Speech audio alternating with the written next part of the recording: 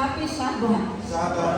Salamat kayo sa mga panelists na naningkamot yun sa pagkasab o mga eksakto na mga ideya sa ato na lesson karon. Nindot niya kayo ang ato na lesson.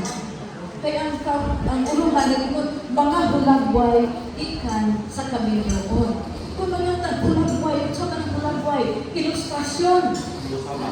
Ilustrasyon, kanang mga visual aid, kanang kita mo kanang illustrated na mga books, di ba na mga picture, di ba? Diba ako ng istorya, di ba, no?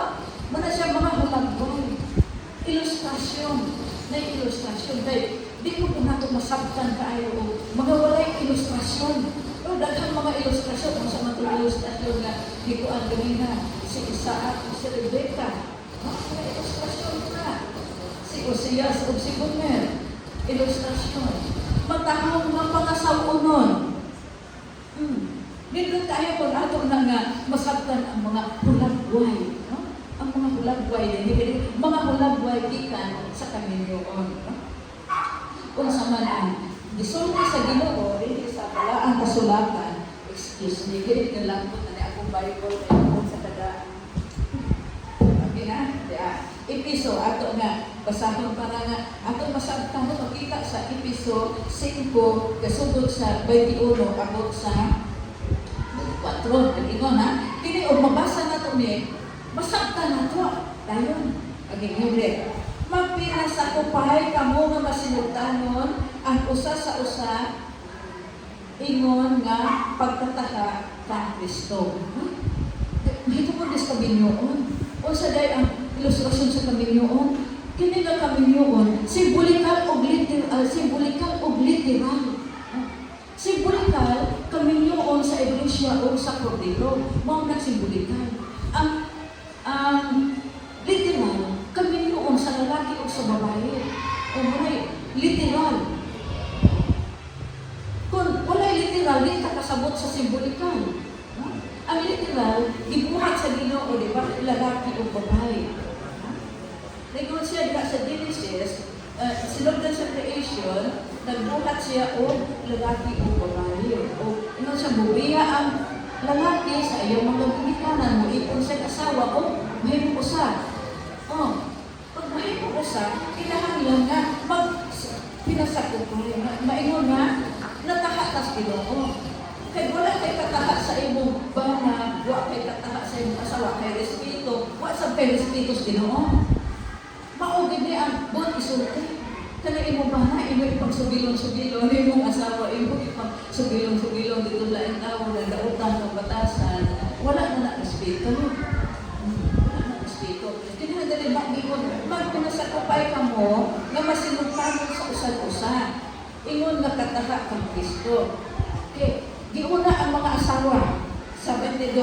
Kamong mga asawa, kinahanglan magpasakop na masinugtanon sa inyo masikabana. Ingon nga Ginoo. Pareho po na magpasakop na masinugtanon sa bana. O ito mga asawa, bantay mo niya. Mga asawa, masinugtanon sa bana. Ingon nga, si Kristo, nagpasakop mo diha kang Kristo. Kaya dili mo kabalo magpasakop sa inyong bana, nagwagyo mo, nakapasakop ni Kristo. Ilustrasyon mo na, literal, na ilustrasyon sa relationship, relasyon sa bata sa Ginoo o sa tao. Kung wakita mo nga, relasyon sa imong kapikas, nagtuo ka ka, nagkatawag relasyon sa Ginoo, wala. Pareho mo ni Kristo.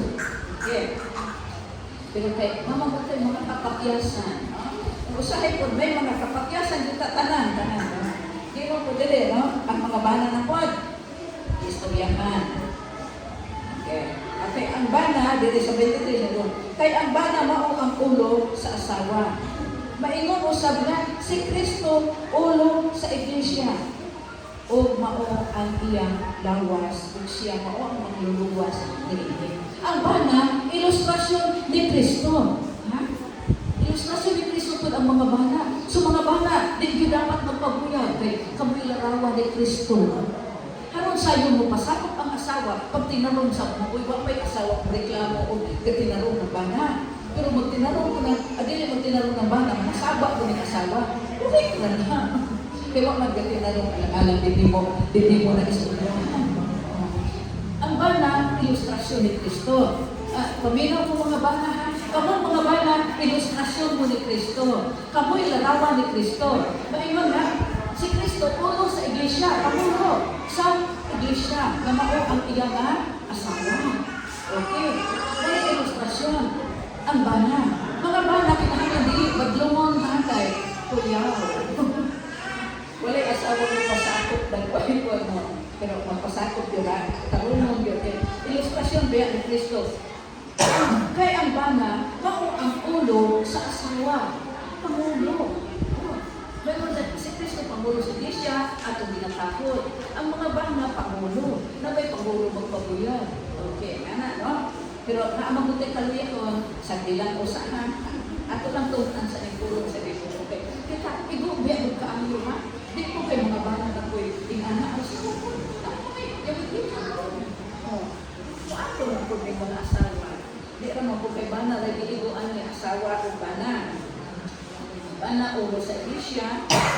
Ulo sa asawa. Maingon na si Kristo, ulo sa iglesia. Okay, kaya maingon na ang iglesia magmasinugtanong magpasakop ng Kristo. Ingon usab niya na ang mga asawa kinahanglan magpasakop na magmasinugtanong sa ilang masigkapana sa tanang paagi. Okay, para po sa asawa. Masinugtanong pumus ba? Ilustrasyon ba na ang bana sa Ginoo? Reklamo ka, Glenn. Okay na. Pero na question na ang blend natin. Nakatataw magpapabilin na nga mura mag-question na ay question sa una-una. Okay. Okay, mauna ha ang ilustrasyon. Nga, ilustrasyon na din ato relationship sa panagtiayon. Gitukod yun is Ginoo sa termino. Gitukod yun. Na maunay ilustrasyon, maunay larawan sa atong relasyon sa Ginoo. Kung sa atong relasyon sa atong bana, mo na relasyon sa Ginoo. Wa kay takod na asawa sa imong bana, wa kay takod sa Ginoo. Na adere sa Biblia, di ka makareklamo. Kay ilustrasyon man. Okay. Diripod sa 25, tambag ko sa mga bana. Puros kitang bagan ha. Walay napili.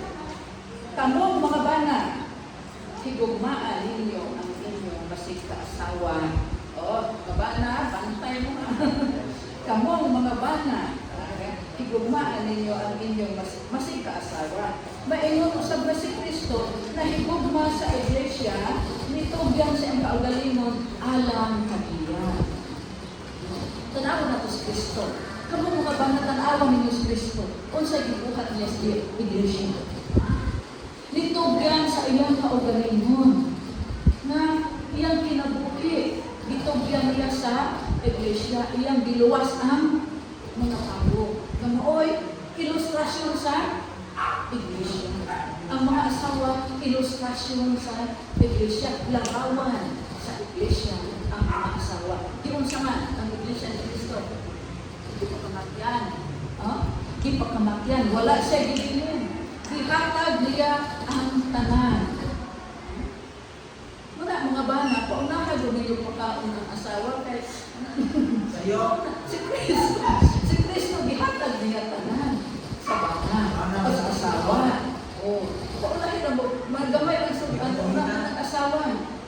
Sama man mo ni Kristo. Si Kristo kauna-una iya ng kaon. Wala. Ang iglesia mo iyang giuna. Masaktan ito. Okay. Kunesa, nindot mo kayo mga hulag buhay mo.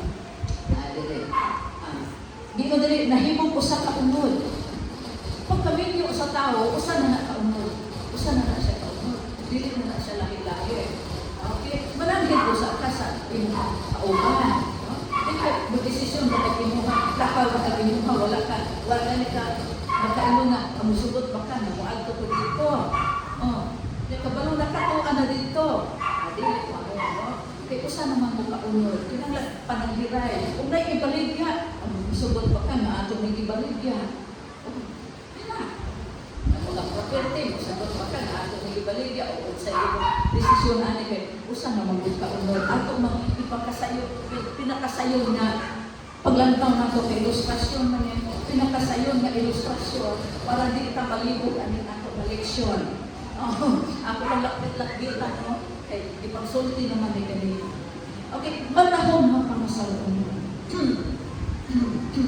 Wapa ba ang inyong pangasalunan?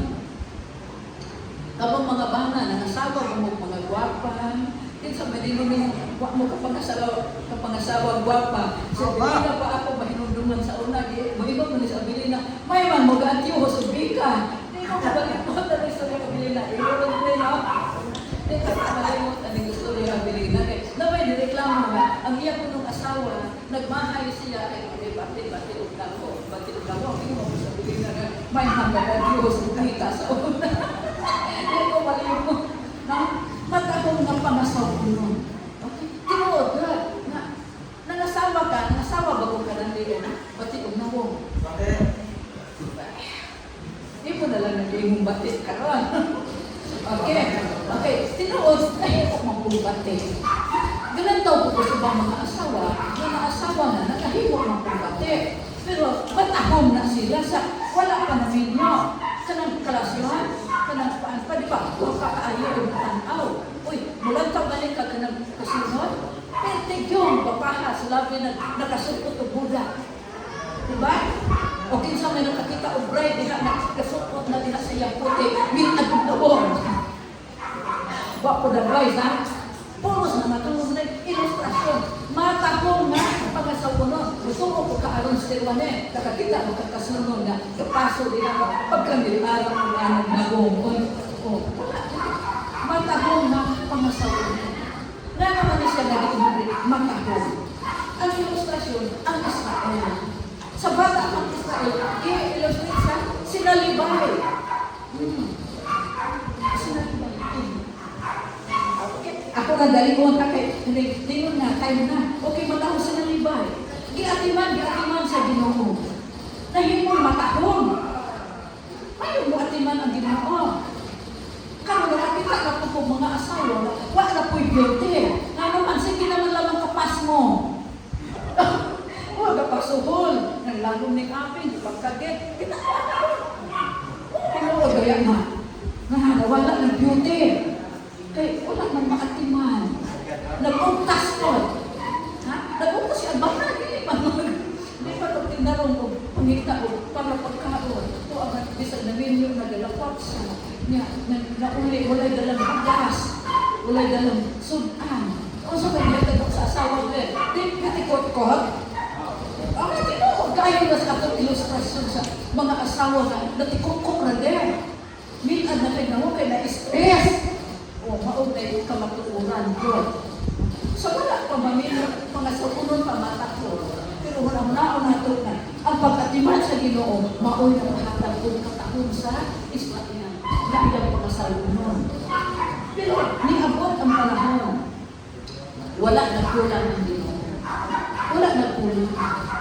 Nahitabo, ang Israel, bilang sa Ginoo, di ba, pwede sila ang mga Diyos? Natakdan sila, dito na sila sa mga imahin. Kung na ilustrasyon sa kinabuhi ni Osias. Nakapangasawa dito, ilustrasyon dito. Sa kaguo sa Ginoo, sa dibuhat sa Israel, iyang gipaanyagan, gipagwapahan maayo. Gipagwapahan ay wala nagkulang ang Ginoo. Maadto na po dito sa aking nabanya. Mas maayo na dito. Kay daghang pagkaon.